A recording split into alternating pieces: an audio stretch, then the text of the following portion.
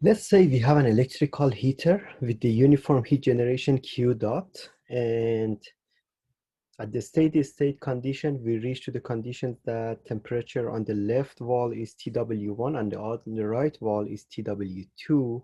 There is another one, another assumptions that the length and width of heater is much larger than its thickness. When we have such an assumptions or given part, what we know here is that, let's say 2L, which is the thickness here, is much smaller than the length and width of the wall. What does it mean here is we can assume this is a 1D problem in the X directions. So again, starting from nouns, we have TW1, TW2, 2L, which is the thickness, all thickness, and the heat generation, which is Q dot in the system. Assumptions, we have steady state conditions and 1D heat transfer. What we are going to find here is T as a function of X, and then we are going to plot T as a function of X for TW1 is equal to TW2. So starting from the general form of heat transfer equations, we have d over dx, k dt dx, plus d over dy, k dt dy, plus d over dz, k dt over dz, plus q dot is rho c dt. Now we assume this is a 1D conduction, so this term is 0, this term is 0, this is a steady state, so this is 1D, steady state. So these three terms are going to be 0. I wrote everything for k instead of ky, kx, and kz because it hasn't been given, and we assume this constant k everywhere is not directional.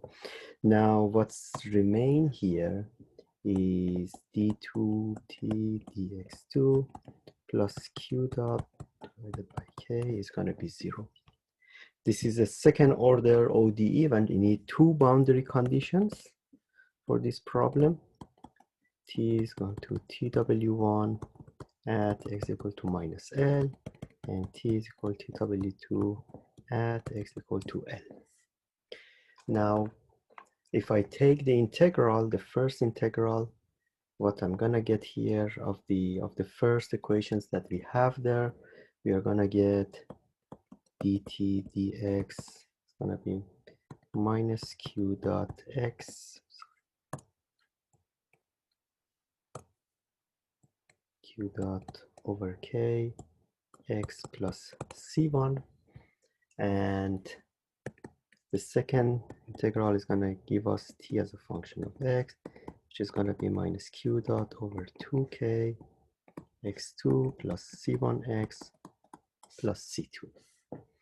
Now, if we replace the boundary conditions here, boundary condition number 1, we have tx at x equal minus 1 is going to be tw1, so we are replacing that. Tw1 will be minus q dot over 2k minus L square plus C1 times minus L plus C2.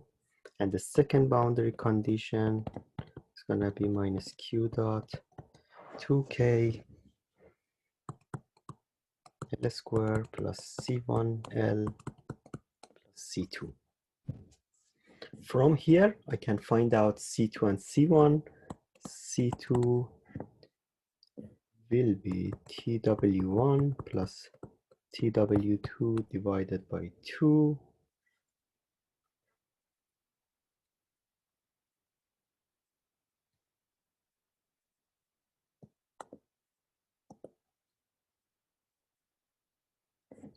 plus Q dot L squared divided by 2K. This is going to be the value for C2. Now, if I just deduct these two from each other, these two terms are going to cancel out, and C1 is going to be TW2 minus TW1 divided by 2L. So this is going to be C1 and C2. So here I can get T of X, which is minus Q dot divided by 2K X squared plus TW2 minus TW1 divided by 2L times X plus Q dot L squared divided by 2K plus TW1 W2 divided by 2. If I do a little rearrangement here, this K is going to be Q dot L squared divided by 2K. I have these two terms, just combining this term and this term together. So it's going to be 1 minus X squared divided by L squared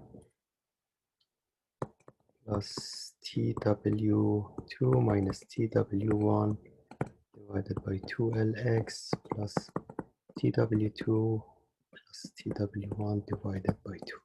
So this is going to be the temperature profile inside the temperature distribution inside the wall that we have.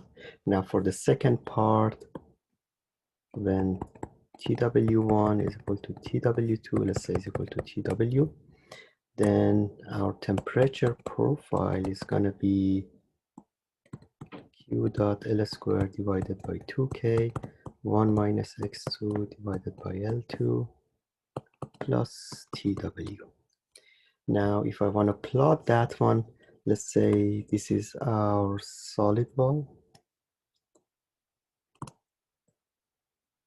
And this is X. And this is the temperature profile that I'm going to plot. This is X equal to minus L, and this is X equal to L. And let's assume this is TW1, and this is TW. This is TW, they're equal to each other.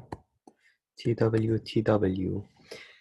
Initially, when we start, this is not really part of the profile that you can get from these solutions, but let's say we start from TW and then we turn on this electrical heater, the heat starts to generate, part of the heat is getting lost from the other side, but let's say these two temperature has been kept constant. So what you want to have in terms of the temperature profile initially is at the TW everywhere, and then the heat start to raise and raise again till you felt the boundary, and finally we are going to get to this parabolic temperature profile. So this is the steady state temperature profile that we can get from this formula. Let's make it more clear. This is what we can get from the solutions that we have got.